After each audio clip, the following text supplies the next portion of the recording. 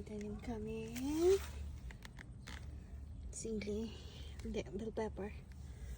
And is ito kamatis. Meron, may hidrating dito. And meron ako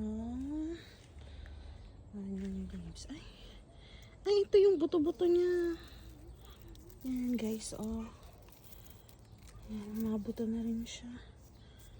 Yan, kamatis. Yan, meron din talong. Namumulaklak na siya. Dalawang talong. Tatakpan ng kamatis. Tapos, yan, sayote.